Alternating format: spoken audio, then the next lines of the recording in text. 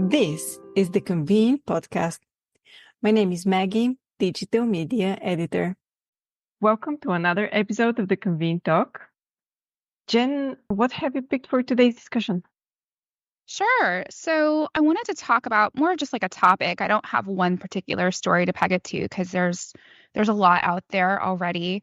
But I wanted to talk about just the Southeast and how it's recovering from Hurricane Helene. And sadly, we have another Category 5 hurricane. Well, I think it's been downgraded to 4, but another very strong catastrophic storm that is in the Gulf and is going to go straight through Florida in the next couple of days. So just for reference, I live in Charleston, South Carolina. I'm Floridian. So this is nothing new to me, but just watching the past few days, I've just been struck by these storms that have been unprecedented in a lot of different ways. I think that the level of destruction that we saw from Helene was just historic. You saw, I think the amount now in terms of billions has made it the second most destructive storm in history in the US. And that number is expected to keep rising. There's a lot of areas in Western North Carolina that are still inaccessible that crews have not gotten to yet. The death toll, sadly, is still rising.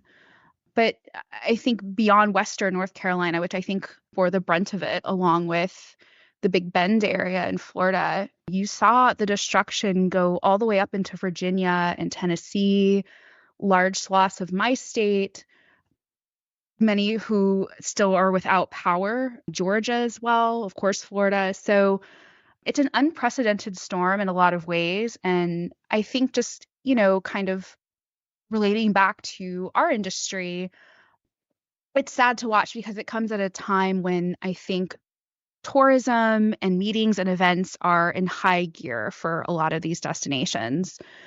So when you combine that with what's about to happen with Milton, it's a lot. It's a lot to kind of to swallow for people who are from the South and are used to going through this.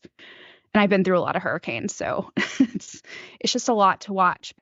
So last week, I reached out to a number of people in the industry just to see, what people are doing, how we can help.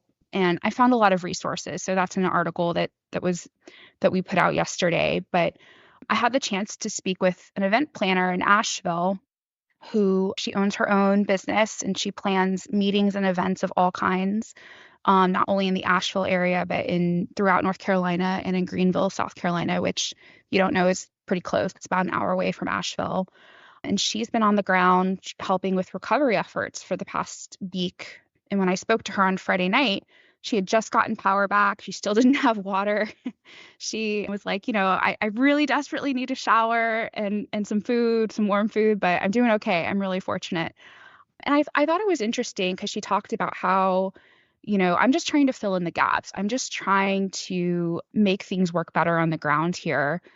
And if you've been paying attention to the news coverage, there's been a lot of negative press about FEMA and about some of the recovery efforts, most of which I believe isn't true, but I don't want to get too much into that. But, she did say that there's a lot of moving pieces on the ground. She's like, there's people here locally who are pitching in, there's people who's coming in. Of course, there's like the federal and the state crews who are coming in. And she's like, and one thing I think event planners can do really well in these types of situations is logistics and essentially filling in the holes. So she said she spent the past couple of days sourcing porta potties for some of the food and water stations that had been set up, sourcing tents. So reaching out to contacts in her community because she's, that's what she does. She produces events to kind of help with those efforts. And she was also delivering food to some of the harder hit areas in and around Asheville.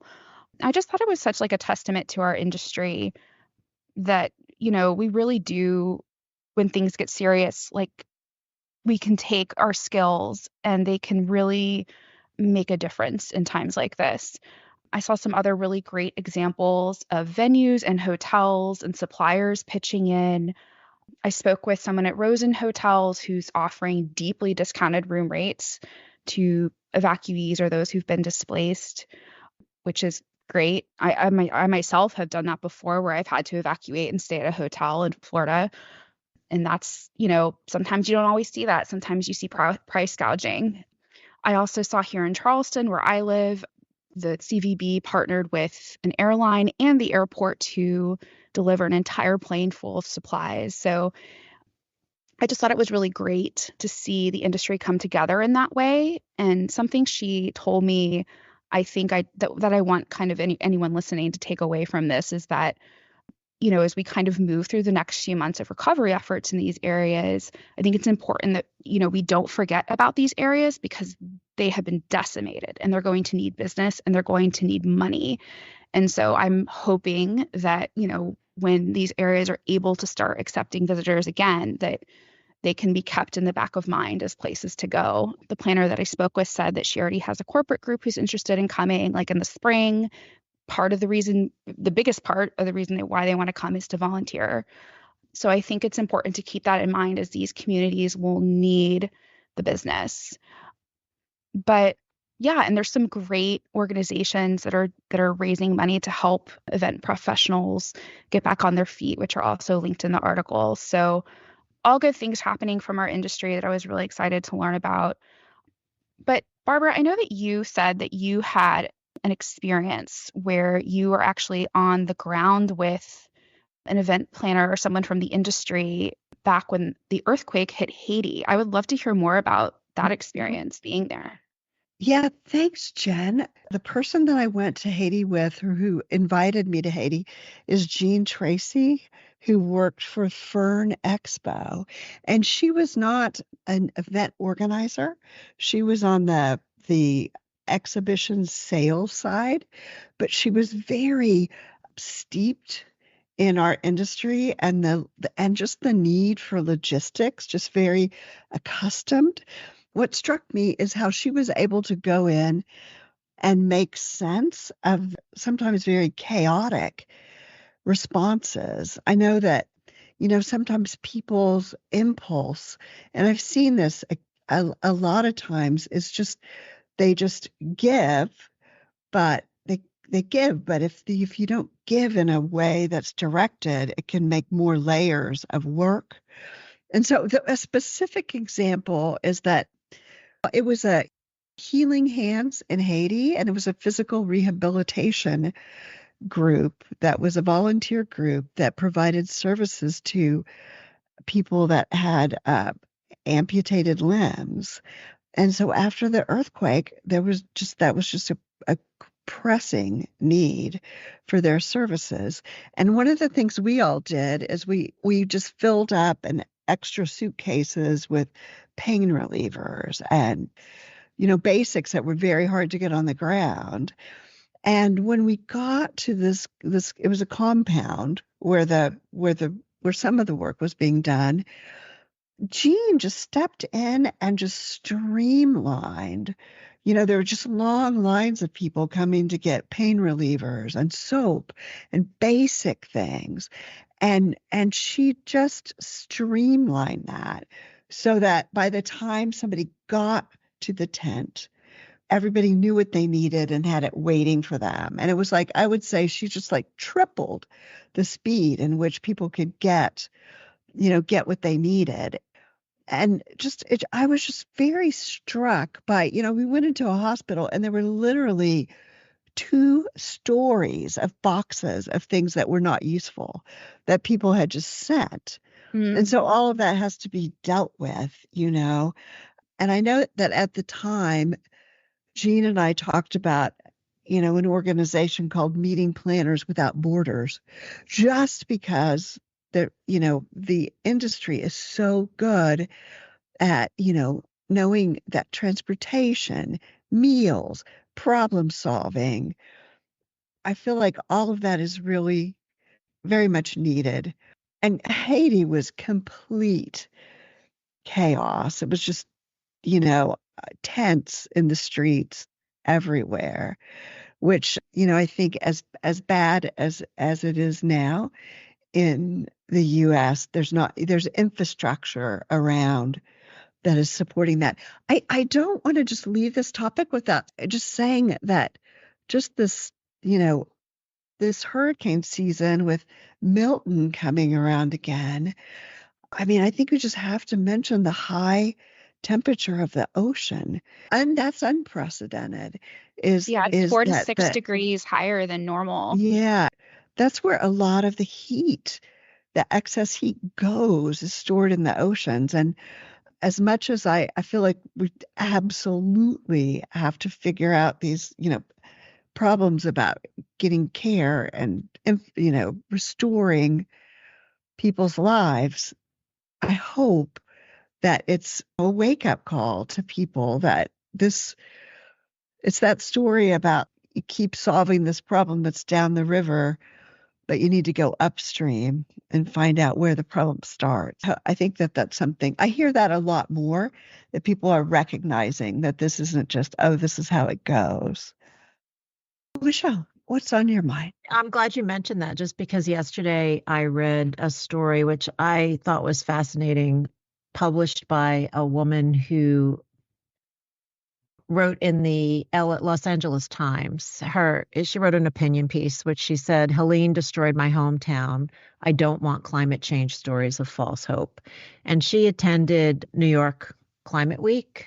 And so one of the things she said, which just follows up with the fact that we have to remember this is all happening because of climate change, is that scientists estimate that climate change increased Hurricane Helene's rainfall by up to 50%. 50% in parts of the Carolinas and Georgia, dumping more than 40 trillion gallons of water. And her point was and I think, Jen, you kind of mentioned this, that you were disappointed to not see anything about the hurricane in the meetings press. She was really disappointed to be attending NYC Climate Week, the annual awareness event held alongside the UN General Assembly, where there was a disconnect from this shattering reality, and she called it surreal. She said, and we have talked about this, that you need to, when you're talking about climate change, you need to be hopeful. You need to mix hopefulness with reality, because if you just make it all so dire, people just throw up their hands and they're like, oh, it can't be fixed and we're all doomed. And one of my favorite podcasts is called Outrage and Optimism, and I think it shows the duality of that. So she said that at NYC Climate Week, there were fancy parties, cheerful sun imagery, and giant signs reading hope. The dominant theme was, we can solve this. We need to tell hopeful climate stories. But there's no solving a hurricane wiping out western North Carolina, hundreds of miles from the sea. Only focusing on optimism is like telling a cancer patient that everything will be okay if they just stay positive. At best, it comes across as out of touch. At worst, it feels callous. Yes, we need to still prevent the worst impacts and must demand our government scale solutions and act urgently, but we cannot minimize the horrors unfolding now, or that it will get worse in the coming years. I feel that so deeply, especially I think it's really interesting that the week this happened. And again, I'm not comparing my experience with what other people are going through, but I just think it's interesting that I got my, home insurance renewal last week. It went up $1,200. And mind you, I'm not in a flood zone. I still buy flood insurance. 10% of the people in Western North Carolina, I'm sorry, it's either less than 10% or less than 2%, do not have flood insurance. And I think one of the things that really makes me angry is the Southeast is going to get battered and battered over and over and over again. And we can't get insurance. If we do get insurance, talk to anyone who's been through Katrina or any other major hurricane, it doesn't pay out. So I feel like the government has completely just left us out on our own, and we're just going to continue to get battered. And I think a lot of times what happens, the Southeast gets left out of the conversation. I think other bigger metropolitan areas are, if this happens in New York, everyone's talking about it a whole lot more and for longer. But parts of the Southeast, like Big Bend and Western North Carolina, whatever, I don't think people care as much, but we're the ones who are going to bear the brunt of it in the next, few decades. And eventually it'll become to the point where people can't afford to live here. Even if you're a millionaire or a gazillionaire, you can't afford to rebuild your zillion-dollar house every other year. And that's what's going to happen because they're not issuing insurance policies anymore in parts, in areas, into certain homes. And I question, what is this like for venues that are on the waterfront? The Tampa Bay Convention Center is on the waterfront. Love to know what their insurance is like. Is it financially feasible for them to stay there? I don't know. But, you kind of have to think about it that way, and all the infrastructure that's there. I mean, these are major convention destinations all along the coast of Florida and other areas of the Southeast. But yeah, it's not going to be feasible. So Maggie and I just returned from a Convene for Climate PCMA event in Barcelona. And of course, you're talking to people who are committed to climate fixing the problem, addressing the problem. But there is a lot of talk among Europeans about the upcoming election in the United States and how, Trump would set back climate change policies, and they're very fearful of that. So I think, there's a lot of anxiety as we approach the election about what it means for the future and for climate change and for policies that really address what's going on. And I think these examples of these hurricanes are just hopefully are getting people out of the mindset that like this is just the natural course of life and we're really not influencing these events. But yes, human activity is creating these events, and we have to be very mindful of that. Curt. Yeah, I was just watching CNN today, and they were talking about a couple of things. First, climate migration, and how I think wasn't Asheville once considered one of the climate safe places? I don't know exactly what the term is.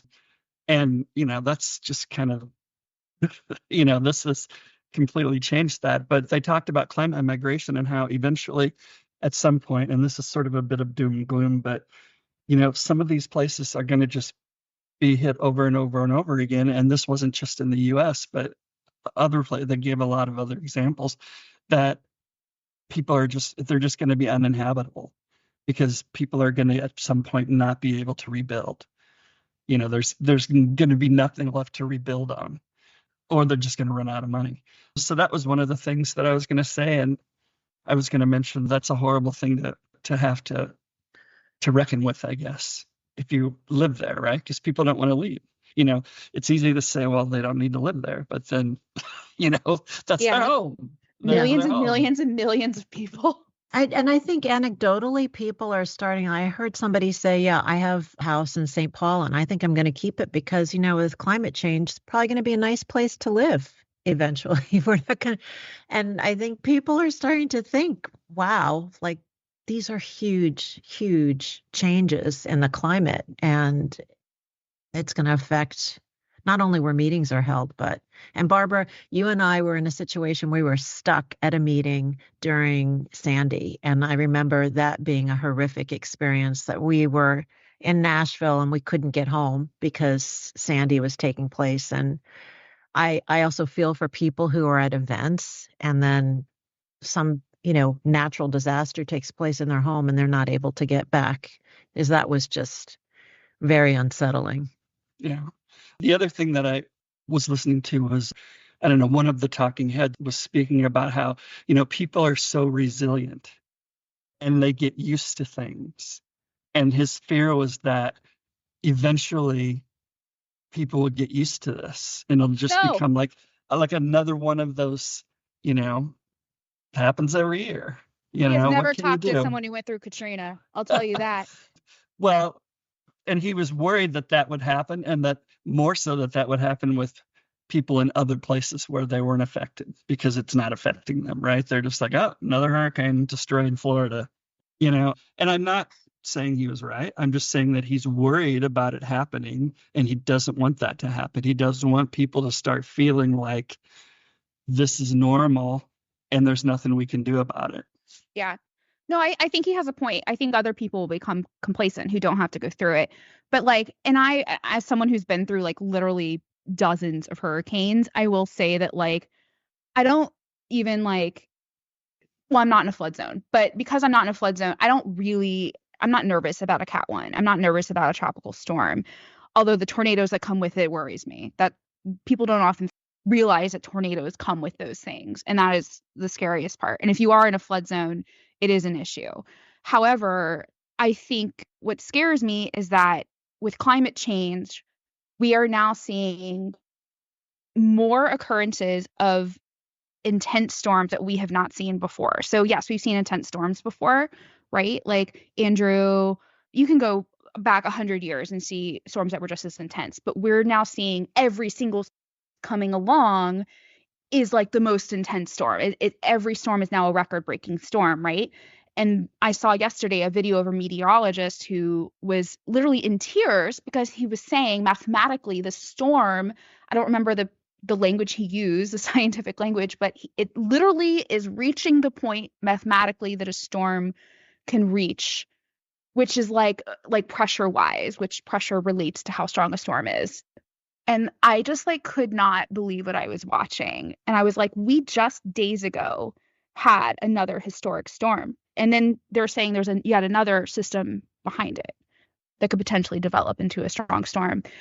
And I think we got lucky the past few seasons because we had the dust that was coming off of Africa that was sweeping all those strong storms up into the Atlantic, and they never touched us.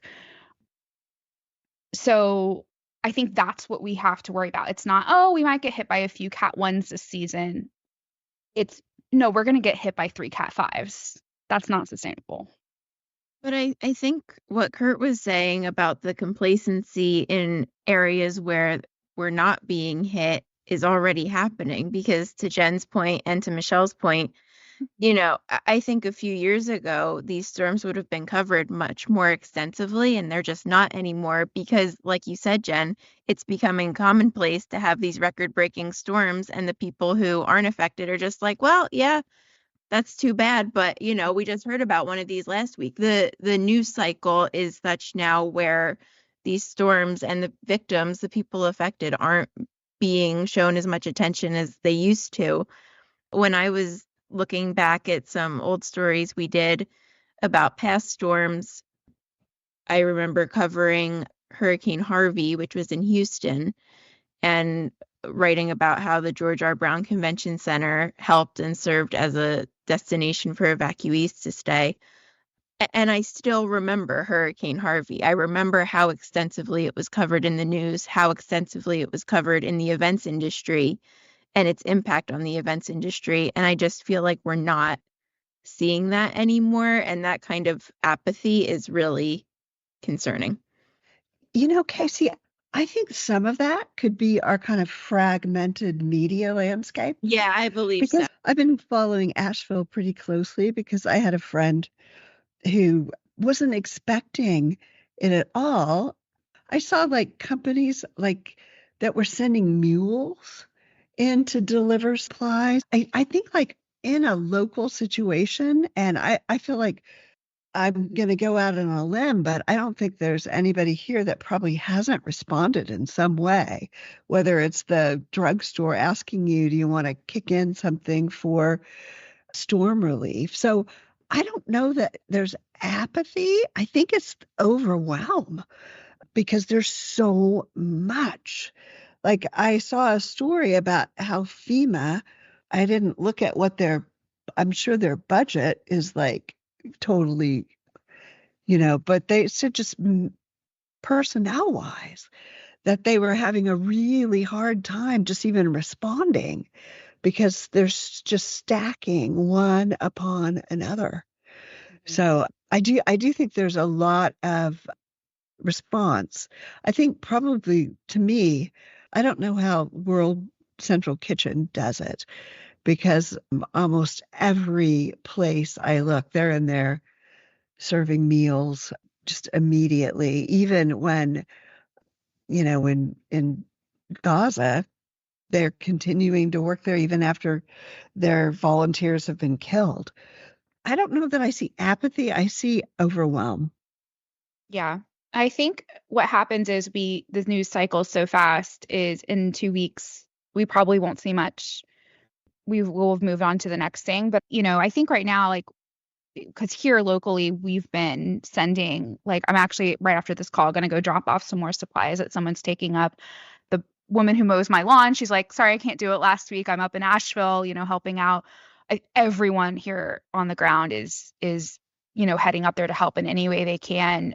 I think they have, from when I spoke to that planner on Friday, they actually have a lot of supplies and they have a lot of help. I think, she said the big thing is, and I saw someone else say this in a video that I watched, is in a few months when they're rebuilding and they have no income coming in because their businesses are decimated. And this is their high season. This is leaf peeping season in Asheville. I was actually just up there a month ago in Black Mountain. So this is like in my mind, their business is gone. She was saying, our fourth quarter is my big quarter. Like that's our high season. So I think that, they're really going to struggle because some of those roads, if you look on Google Maps, those main highways, they're not coming back till 2028. And you have whole towns that have been eviscerated. Those aren't getting rebuilt by the, next fall. So I think, the person that I saw in the video today was like, we just need money to rebuild and so that we can start our businesses back up. And this was a hotel. We have to keep that like top of mind for these areas that really, really, really depend on tourism on any scale. I just wanted to kind of wrap this up with a quote that was in that article I mentioned, and it's a quote from climate scientist Kate Marvel, who said, "We need courage, not hope, to face climate change." So I think that's a really good message, is yes, we need to think positively, but we need to be courageous because this requires, as Jen was just saying, it really requires all of us stepping up. Right. And courage to face the reality. Right. We're like adapting to what's happening. We're not able to Reverse it. Right. Yeah. Exactly. Yeah. Which is hard. Oh, thank you, Michelle, for wrapping this. As usual, you'll find all the article links in the show notes. If you enjoyed this episode, even though it was a hard-hitting episode, do give us a 5-star review, support our work, subscribe wherever you listen to podcasts, and share it with your industry friends. And for more industry insights, visit pcma.org/convene. And until next time.